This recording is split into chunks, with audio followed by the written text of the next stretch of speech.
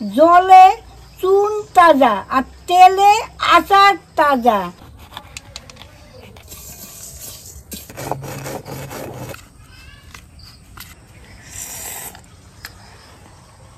সারা গায়ে লেগে গেল। এই দেখুন আমার বৌমা সকালে বাজারে গেছিল, কি সুন্দর লঙ্কা নিয়েছে দেখুন, বড় বড় লঙ্কা। দুটো লঙ্কা 100 গ্রাম, একটা 50 গ্রাম হবে। তো এই লঙ্কাগুলো এখন শীতকাল পড়েছে, তো শীতকালে এই লঙ্কাগুলো প্রচুর পরিমাণে বাজারে পাওয়া যাবে। তো এখন পারলে আপনারা এই লঙ্কাগুলোকে কিনে রাখবেন। আজকে আমরা কিন্তু এই লঙ্কা দিয়ে দারুণ সুন্দর আচার বানাবো। আর যে আচারটা আমরা আজকে বানাবো সেই আচারটা কিভাবে বানালে সবথেকে ভালো স্বাদ হয়, কী কী মশলা দিলে সবথেকে ভালো স্বাদ হয়, পুরোটাই কিন্তু আপনাদেরকে আমরা রান্নার মাধ্যমে দেখাবো। তাহলে চলুন আমরা রান্নাটা শুরু করি।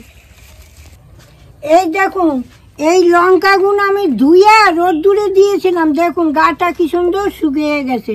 আর দেখুন কিছুটা লঙ্কা আমি রেখেও দিছি, রাত্রিরে চপ খাবো মুড়ি দিয়া, ওই জন্য রেখে দিছি। শীত পড়ছে না, বেশ লেপ কাটা মুড়ি দিয়া মানে একদিকে আচারও খাওয়া হবে আর একদিকে চপও খাওয়া হবে। চপ খাবো। এই লঙ্কাগুলো মাঝখান থেকে একটু চিড়ে আপনারা চাইলে বীজটা ফেলতেও পারেন বা নাও পারেন, কোনো সমস্যা নেই। তো একটু মাঝখান থেকে চিড়ে নিচ্ছি। আর বোটাটা কিন্তু একদমই ফেলবো না, এরকম ভাবে বোটাটা থাকবে। ঠাকুর বীজ ফেলবো না? থাকবে না না, বীজ থাকবে। ঠিক আছে, ভালো লাগবে, মুখে পড়বে, বেশ টেস্ট লাগবে।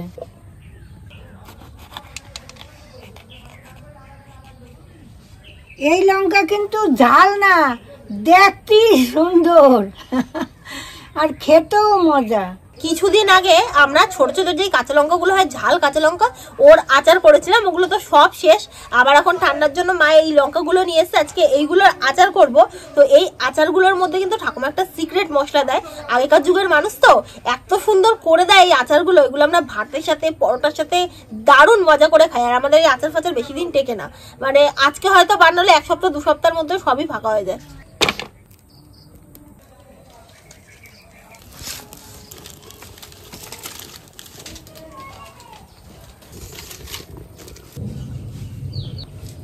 কড়াটা এখন বসিয়ে দিচ্ছি। দেখেন আচার বানানোর জন্য কত রকম আমি মশলা নিয়েছি। এখন এটা আমি ভেজে নেব। প্রথমে এই লঙ্কাটা দিচ্ছি, তারপরে মৌরিটা দিচ্ছি আমি 4 চামচ, 3,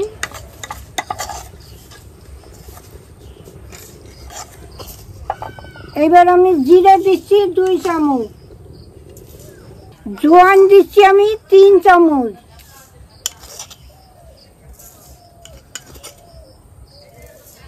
মেথি দিচ্ছি 1/2 চামচ, 1 চামচ গোলমরিচে দিচ্ছি, 1/2 বাটি সর্ষে দিচ্ছি।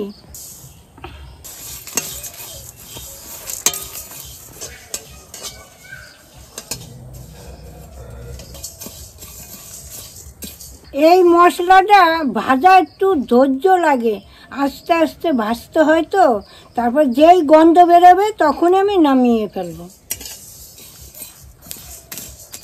এই দেখুন ভাজতে ভাজতে গন্ধ বেরিয়ে গেছে, এখন আমি নামিয়ে নিচ্ছি।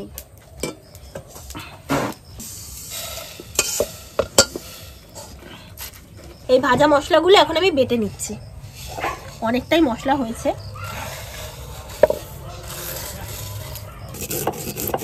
এটা কিন্তু একদম পুরো মিহি গুঁড়ো করবো না, একটু আধা ভাঙা রাখবো।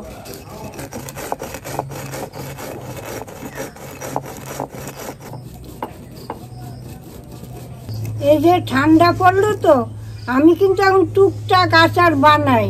আমার নাতনি খুব ভালো খায়, আমিও খাই। শীত পড়ছে না, এই খেয়ে দিয়ে পিঠ রোদ্দুরে দিলাম, চাটলাম জিভে দিয়ে। ওই জন্য আমি অনেক রকম আচার বানিয়ে রাখি, তারপর খাই। আবার আমার ঠাকুমা কিন্তু সামনে ঘুরতেও যাবে, একটা দারুণ জায়গায় যাবে, মানে ঠান্ডা ঠান্ডা যে ওয়েদার সেরকম একটা জায়গায় যাবে। আপনারা কমেন্টে বলবেন তো ঠাকুমা কোথায় যাবে, এটা কিন্তু আপনারা প্রত্যেকে কমেন্ট করে জানাবেন। অনেকে জানে আবার অনেকে জানেও না। যারা যারা জানেন তারা তো কমেন্ট করবেন, যারা জানেন না তারাও গেস করবেন।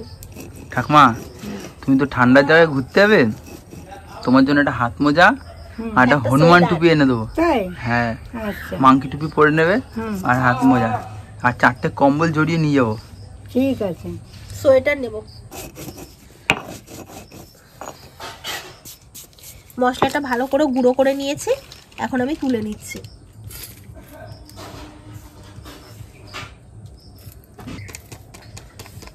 এই দেখুন আমি 1 কাপ সর্ষের তেল নিয়েছি, লাগলে আরও দেব। আপনারাও কিন্তু কেপটেমি করবেন না আমার মতো। আমি তেল দিয়ে দিছি, তাহলে আচারে স্বাদ আসবে না। এই দেখুন আমি 1.5 কাপের মতো দিছি, আমি কিপটা না। এই দেখুন তেলটা গরম হয়ে গেছে, আমি 1 চামচ হিং দিয়ে দিচ্ছি। এই হিং দিলে আচারের যা স্বাদ বাড়বে আর আপনাদের কি বলবো আমি।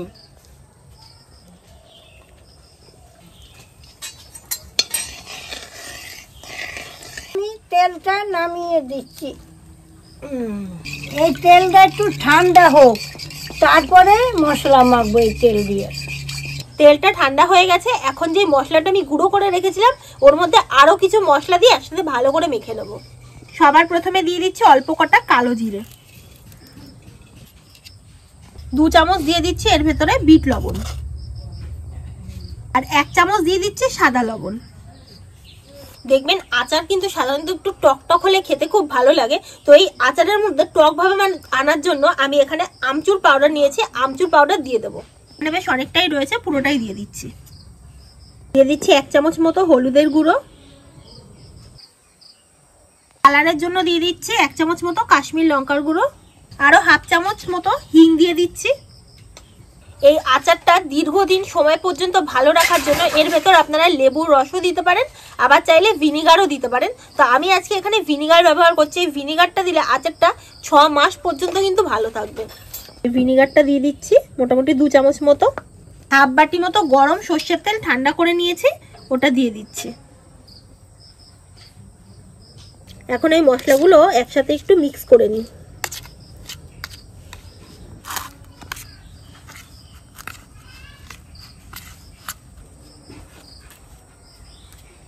হাত দিয়ে মাখ তো দেখবি ভালো আসবে। সবকিছু একদম পারফেক্ট পড়েছে, দেখো ঠাকুমা। সুন্দর হয়েছে না? এই আচার শুধু মশলা দিয়ে বানাইলে হবে না, এর কিছু নিয়ম কারণও আছে। কি নিয়ম বলুন তো? এই যে সকালে স্নান টান করে বেশ কাপড় টাপড় ছাইড়ে রোদ্দুরে দেবেন, আবার হাত পাও ধুয়ে টুয়ে আবার ঘরে আনবেন। এই সমস্ত নিয়ম কারণ যদি মানা যায় তবে আচার বহু দিন থাকে। আমরা কিন্তু এরকমই করতাম, আমার মা মাসিরা কোনোদিন বাসি কাপড়ে ধরতে দিত না। ঠাকুমা পুরগুলো ভরো। দে বলি।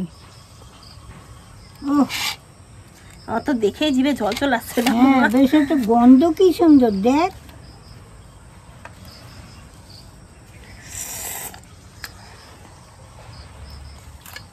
রুটি পরোটার সাথে আরো বেশি ভালো জমলো।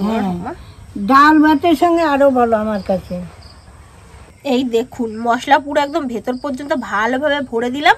ব্যাস এখন হয়ে গেল একটা আমার লঙ্কার আচারের জন্য রেডি।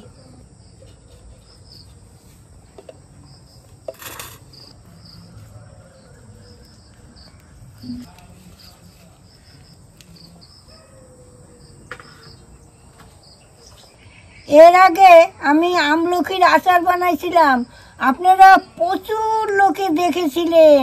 হ্যাঁ, অনেক ভালোবাসা আমাদের দিয়েছিলেন, আমি খুব আনন্দ পেয়েছিলাম। তাহলে এই আচারটাও আপনারা একটু ভালোবাসা দেবেন, একটু শেয়ার করবেন, ওতে আমি খুব আনন্দ পাবো।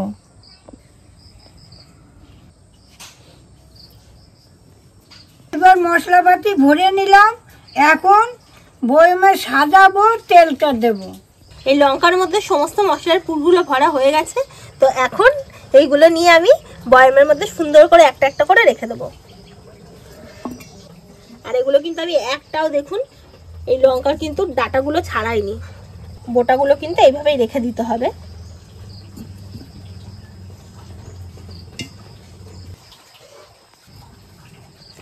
অনেকগুলোই হয়েছে ঠাকুমা, অনেকদিন ধরে খাওয়া যাবে। জলে চুন তাজা আর তেলে আচার তাজা। হ্যাঁ জানেন, এই আচারে কিন্তু প্রচুর তেল লাগে, এদের খাবারই এইটা তেল, যত দেবেন ততই লাগবে। তাহলে হিং মিশানো তেলটা ঠান্ডা হয়ে গেছে, এখন আমি আচারের ভিতর দিয়ে দিচ্ছি।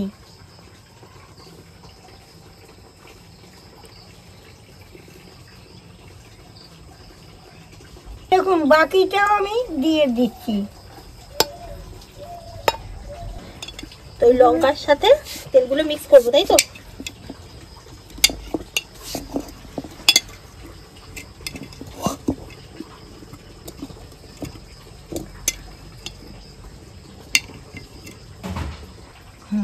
দে আমার কাছে দে, কিভাবে করতে হয় আমি দেখাচ্ছি, দে।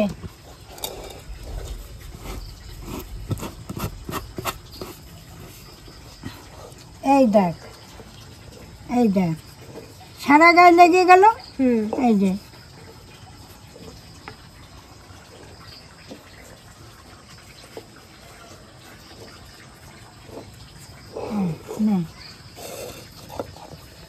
এই আচারটা আমি 4-5 দিন রোদ্দুরে দেব, তারপরে খাবো।